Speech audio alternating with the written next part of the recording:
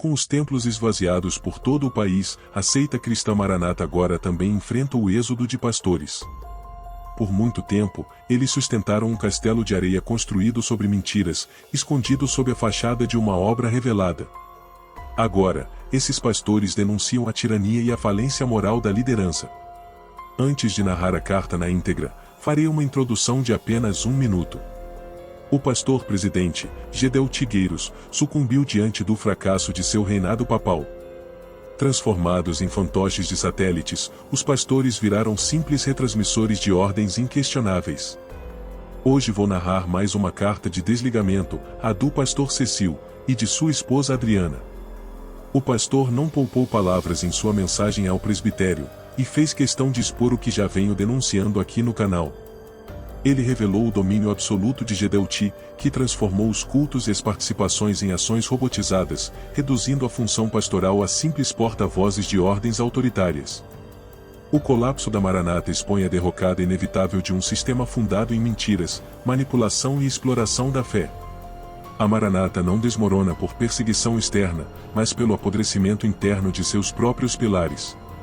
A transformação do fundador em uma espécie de rei absoluto não apenas incentivou a corrupção, mas também sufocou seus fiéis sob uma liderança tirânica e centralizadora.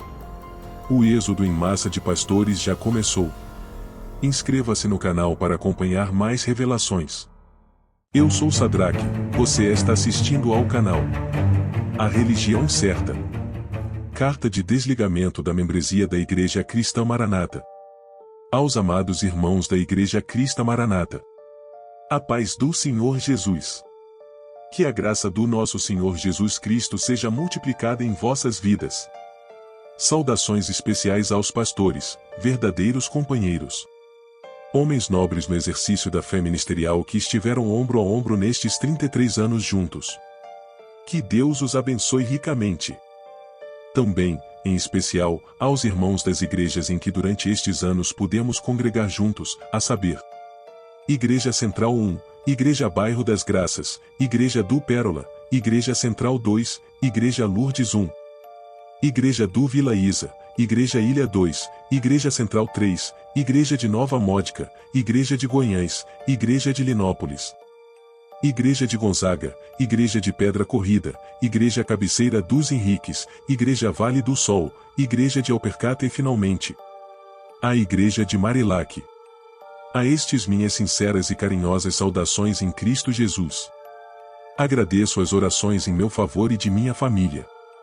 Através desta, venho comunicar meu desligamento e também da minha esposa, Adriana Rodrigues Vieira Coelho, da membresia da Igreja Cristã Maranata. Esclareço que por razão de muitíssima reflexão e orações a Deus, em comunhão com Ele, que com tristeza, chegamos a essa conclusão de nos desligarmos por não mais conseguirmos compactuar com as ações e formas de direção dada ao nosso povo, fruto de um comando duvidoso, que tem se transformado em algo estranho ao corpo de Cristo. Quando paramos para pensar, percebemos que esta decisão não aconteceu de uma hora para outra, foi devagarinho. Um sentimento estranho que algo não estava bem e que começou há alguns anos. Pouco a pouco, alguma decepção ocorria, pensávamos. Deve-se ter um motivo. O presbitério deve saber o que está fazendo. Afinal, firmávamos no comando do Espírito Santo e que era preciso crer e obedecer. Assim fizemos, pois nosso povo é ordeiro e obediente. Então, ao olharmos para trás, pudemos ver com clareza onde se iniciou. Pelo menos para nós, os erros gravíssimos que culminaram num processo de degradação das igrejas. Começamos a experimentar a pulverização das nossas igrejas. Hoje sabemos que se tratava de cobranças vindas do presbitério para que houvesse crescimento. Como se fossemos empresas que precisassem bater metas. Assim, vimos igrejas que se dividiam sem nenhum critério ou motivo para abrir mais outra, num mesmo bairro, sem nenhuma necessidade. Dessa maneira, os pastores na coordenação poderiam justificar junto ao presbitério em relatório, entre aspas, um crescimento, satisfazendo as cobranças.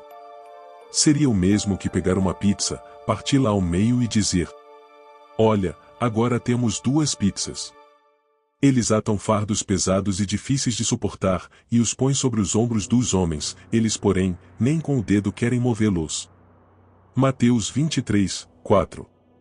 Dessa forma se levedou toda a massa. Resultado: um golpe quase mortal nas nossas igrejas, que ficaram sem obreiros, instrumentistas, professoras etc., caindo drasticamente a qualidade espiritual dos nossos cultos, fazendo valer a máxima. A pessoa atravessa a cidade para assistir um culto bom e avivado, mas não atravessa a rua para assistir um culto ruim. Uma verdade. Passamos a viver a pior das religiões. Planilha para tudo. Quantos vêm ao culto, quantos deixam de vir? Números de presença EBD, e ultimamente a tal contribuição para EBD. Processos burocráticos. Todos sabem que as tais contribuições são enviadas por alguém designado pelo pastor para responder às perguntas, usando o CPF dos membros e enviar toda semana. Eu sei, você que está lendo sabe, o presbitério e especialmente pastor Gedeuti sabe. A igreja toda sabe dessa manobra, isso não mede absolutamente o engajamento dos irmãos aos assuntos ensinados. E o que dizer da perda de tempo aos domingos? Temos o placar da semana. Estado tal tá na frente, agora este estado tá perdendo etc. Depois, como não pode deixar de ser falado, vem o esbravejamento contra os pastores, coordenadores. Em seguida uma pitada de ataque contra a filosofia, teologia e a religião. Assunto sine qua non, nunca pode faltar. Antes disso, pastor Gilson traz as respostas das perguntas da semana anterior, lidas das colinhas já enviadas de antemão pelo presbitério. O tempo passa e aula que é bom nada. Falando em aula, Apocalipse é o assunto. O máximo que vão chegar é até onde já chegou. As 7 cartas. Daí não passa mais.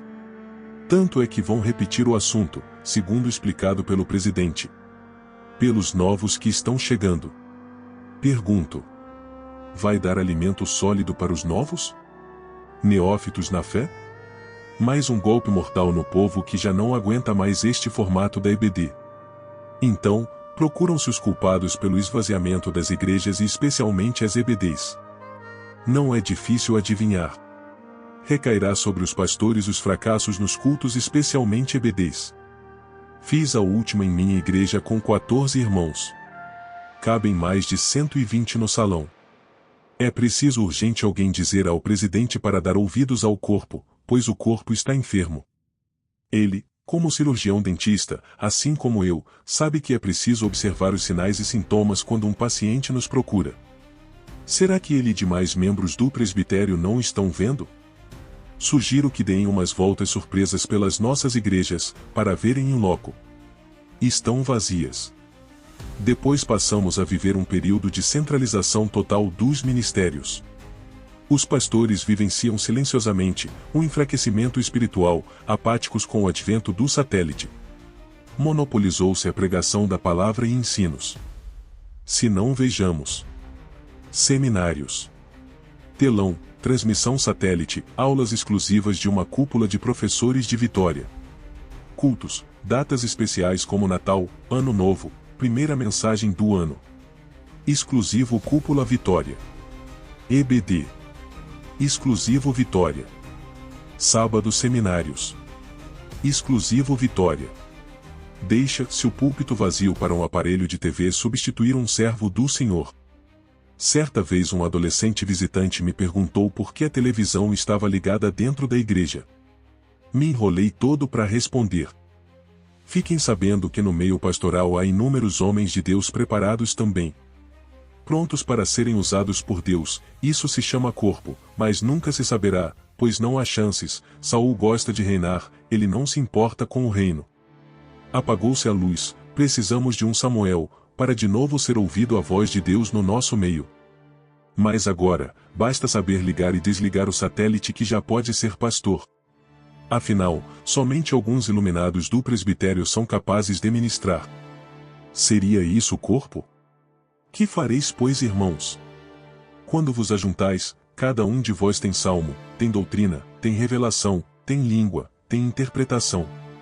Faça-se tudo para edificação. 1 Coríntios 14, 26. Para nós pastores obreiros e ajudadores do ministério que temos nossos trabalhos seculares, para sustento do lar, chegamos em casa ao final de um dia cansativo e nos resta apenas o ativismo religioso, de segunda a segunda exceto as sextas, cultos à noite. 6 da manhã madrugadas. Uma vez por mês cultos ao meio-dia. 15 em 15 dias, seminários, feriados idem. Reuniões semanais, outras mensais, etc, etc. No final, muitos estão deixando suas famílias e bem-estar por último.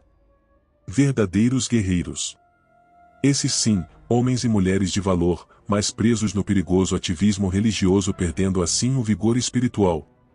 Eles atam fardos pesados e difíceis de suportar, e os põem sobre os ombros dos homens, eles porém, nem com o dedo querem movê-los. Mateus 23:4. Que governe bem a própria casa, tendo seus filhos em sujeição, com toda modéstia. 1 Timóteo 3:4-5.